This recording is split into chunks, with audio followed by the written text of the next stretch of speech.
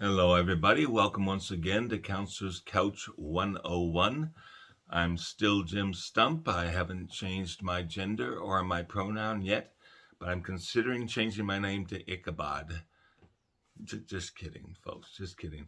Notice the chaos that would ensue if we started making changes without telling people what we mean by the changes that we made with it by and not telling them. Um, I was talking to a lady the other day. We're trying to figure out how to get through some serious types of conflicts that were going on in her life at that point. And we're trying to find ways to get over all the anxiety and the stress that she's feeling about it. And we got to a point where all the steps that needed to be taken in order to improve and deal with the actual real conflicts in her life were already known. They're already laid out. You look at a problem, you say, well, obviously I have to do X and so. I have to move. The first thing I have to do is find a place to move to. I have to have a means by which to transport. I have to do all these different things. I have to collect money, etc., etc. You just make a list of things that need to get done and you start going at it, and you eventually accomplish that change that has to occur because of forces outside of your control, right? So that part is pretty straight ahead. But how do you deal with the stress and all that? That becomes the real issue. As we've said here many times before, if we can calm down and think of a situation logically and calmly, the solutions, the answers are obvious, right? They're right in front of us. We know what we have to do. What we're trying to deal with, is to get rid of the stress and the anxiety that accompanies all that. So we're talking about that. And I said to her, I mean, we're just talking. I know her pretty well, and I enjoy talking with her, and we're comfortable with each other. And I said, you know something? I think Dumbo had it right. And she said to me, Dumbo? And I said, yeah. And I said, you remember the story of Dumbo? Anybody out there in this audience remember the story of Dumbo? Um, there was a famous animated movie made on that theme, on that story, a long time ago. It's still well worth watching. But basically, the story was there was an elephant in a circus, a baby elephant who was separated from his mother, and etc., really leading an unhappy life. It seems they didn't know what to do with this little elephant, so they put him in the clown show and they made fun of him. And they had him climb up into a tower, and the clowns would run around like with a little fake fire truck, and they would set a fire on and all that. They run over one of those rings that you catch people at. They're supposed to jump out of the building. And you put the ring underneath them. It's got like a trampoline in it, and they catch the person and save their life. So the clowns would run up there. They'd set the building on fire. Dumbo's at the top, and the clowns would run up with this little ring, this trampoline thing. Dumbo's supposed to jump down, and then they would pull the ring out, and Dumbo would splash into a pool of water or something like that, and be made to look ridiculous. And the clowns would laugh at him, and they'd spray him with hoses and all this stuff, and really, really ridiculed him. So a mouse comes along and tells Dumbo, he says, Dumbo, you know you can fly. The mouse says, I have a magic feather. And as long as you hang on to this magic feather, you can fly and you don't have to let them ridicule you. Well, Dumbo doesn't believe it, but the mouse keeps telling him, you can do it, you can do it, just hang on to the magic feather. So Dumbo hangs on to the magic feather, and the clowns set the thing on fire, and they, start holding out the ring for Dumbo to come down. Dumbo jumps off the tower. They move the trampoline out of the way. Dumbo takes off like that and soars through the air and flies around the big top, and he becomes an enormous star for the circus, right? Because he's hanging on to this magic feather. As the story goes on, one time Dumbo's up there at the top of the tower, and he loses the feather. Somehow it gets away from him. He lets go of it. And the mouse was, staying in Dumbo's hat. They put a clown hat on Dumbo. And so the mouse was riding in Dumbo's hat, and the mouse kept telling him, Dumbo, he said, it wasn't the feather. You can do it. You can do it. It's not the feather. You can do it.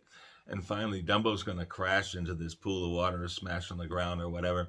And finally, at the last minute, he puts out his ears and he goes soaring off. He's flying through the air again. Anyway, I reminded this lady that I was talking to about the story of Dumbo. And she said, yeah, I remember that story. And I said, it didn't matter that the idea of the feather being magic was not true. It didn't matter. What mattered was Dumbo's belief, you know. He could do it because he believed he could do it. He had the magic feather. And then he learned that he didn't need that magic feather. He can do it on his own. And I was telling her, I said, we all need something like that to believe in. I don't care what it is. It could be anything. A lot of people use faith, you know. Some people say the universe and etc. And I say, okay, fine. If that works for you, believe in that and tell me how you believe in the universe and how it can help you with this situation, right? And people will start to think about it, they'll reflect on it, and they'll find their own solutions, they'll find their own strengths. Maybe they believe in, like I wrote earlier, maybe they believe in their bank account, maybe they believe in their job security, maybe they believe in their family. Whatever it is they believe in that's going to get them through a hard time, I say use it. I said to her, I said, consider this example. Let's say, for example, someone believes in God. I'm not pushing religion. I don't believe in that. I think people have to find their own way. But it's just an example. Let us say someone believes in God, goes through their whole life trusting in God and allowing God to direct the footsteps of the person and to direct the decisions and trying to live a way they think that that God that they believe in would want them to live. Maybe they think they should be doing good to all people. They're supposed to love their enemies, whatever they believe. If they live that way, and let's figure that it's not true. Let's say I lived my entire life, I went 95 years or 110 years, and I find out that it's not true. There is no God, right? And there's no heaven, there's no hell. Let's say none of it's true. Consider the benefit. That person's life was much better because they had a belief in something that may not have been true.